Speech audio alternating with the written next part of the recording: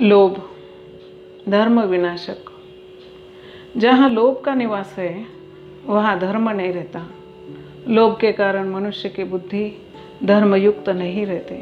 उसके मन में धर्म को ताक में रख देने के विचार उठते हैं। मनुष्य लोभ के कारण धर्म के साथ सौदेबाजी कर लेता है। वह सोचता है धर्म तो अपने पास ही है, चाहे जब वापस ले लेंगे।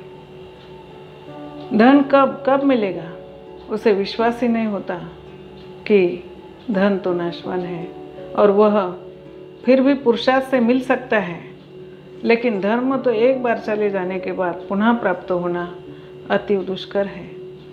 मनुष्य जब धर्म का एक सोपान चूक जाता है तो फिर संभलता नहीं। उसके मन में भी धर्मभ्रष्ट होने का कोई दुख या पश्चाताप नहीं होता और एक के बाद एक सोपान पर लुढ़कता हुआ नीचे आकर पतन के गड्ढे में गिर जाता है।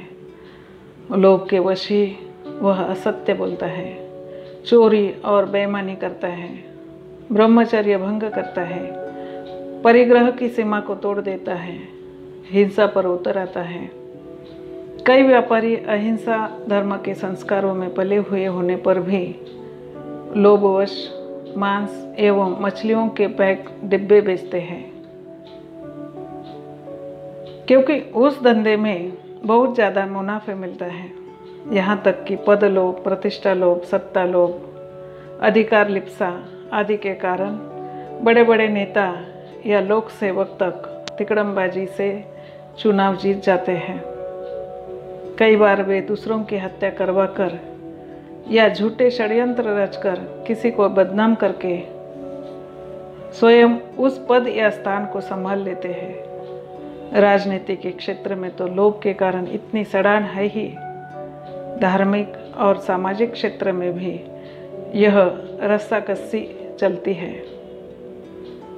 लोभ की मार दूर दूर तक चलती है। जब किसी को नीचे गिराना होता है या कर्तव्य भ्रष्ट करना होता है तो द्रव्य लोभ की मार से किया जाता है। एक दिग्विजयी पंडित को राज्यसभा में पूछा गया, पाप का बाप कौन? अनेक विषयों में पारंगत होते हुए भी पंडित जी को उत्तर न सूझा। उन्होंने 7 दिन की मुद्दत मांगी। वे शहर छोड़कर पैदल ही भागे। एक गांव में पहुंचे, थक कर चूर हो गए थे। एक मकान की छाया में विश्राम लिया। मकान मालकिन वेश्या ने खिड़की से पंडित जी को बैठा देखा तो वह द्वार खोलकर बाहर आई। पंडित जी से परिचय जानना चाहा तो उन्होंने पहली बार में ही अपनी सारी राम कहानी कह डाली। वेश्या सोचती रही कि इतने विद्वान होने पर भी इन्हें पता नहीं कि पाप का बाप कौन है। वेश्या ने पंडित जी से कहा, उत्तर तो मैं बता सकती हूँ, बशर्ते कि आप मेरे घर पधार कर इसे पवित्र करें। पर मैं वेश्या हूँ, यह मकान मेरा है।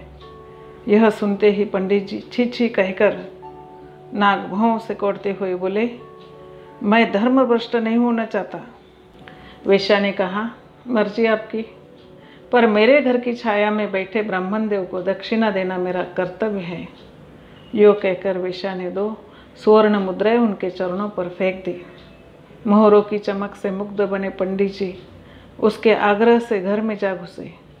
वेश्या ने जब पानी का गिलास उनके हाथ में थमाने लगी तब एक बार तो बिजली के करंट लगने की तरह पंडित जी पीछे हटे, परंतु 4 मोहरों की चमक से वह भी संभव हो गया। जलपान ही नहीं, भोजन भी हुआ। यहाँ तक कि कुछ ही स्वर्ण मुद्राओं की चकाचौंध में आकर वे वेश्या के मुंह का झूठा पान भी खाने को उतावले हो उठे। पर पंडित जी अपने प्रश्न का उत्तर पाने की अधीरता से प्रतीक्षा कर रहे थे। तभी वेश्या ने मीठी मुस्कान भरकर पूछा, भूदेव, अब तो आप समझ ही गए होंगे कि पाप का बाप कौन है। वे बोले, तुमने कुछ भी नहीं बताया, मैं कैसे समझ जाता? वेश्या, वाह, अब भी नहीं समझे? देखिए, आप तो मेरे मकान की छाया में बैठना भी पाप समझते थे, किंतु उसके बाद निसंकोच गृह प्रवेश, जलपान, भोजन और फिर झूठा पान, ये सब किस कारण हुए? उसका उत्तर, स्वर्ण मुद्राओं का लोभ ही तो है। अब पंडित जी बोलते भी क्या, सचमुच पंडित जी जिस बात को धर्म समझकर चले थे, धन के लोभ ने उस धर्म से उन्हें बिल्कुल नीचे गिरा दिया। इसलिए महाभारत शांति पर्व में कहा है, लोभात धर्मो विनश्यति। लोभ से धर्म का नाश हो जाता है। धनलोभ के आगे मनुष्य अपने माता पिता के प्रति कर्तव्य या धर्म को भी तिलांजलि दे देता है। पिता चाहे मरण शैया पर हो, परंतु पुत्र को धनलोभ का रोग हो तो वह धर्म विमुख या कर्तव्य भ्रष्ट होते देर नहीं लगता। वह सोचता है, पिताजी तो अब जिंदगी के किनारे लग गए हैं, उन्हें तो एक न एक दिन मरना ही है। उनके लिए बेकार रुककर अपने धन लाभ के मौके को हम हाथ से क्यों जाने दें।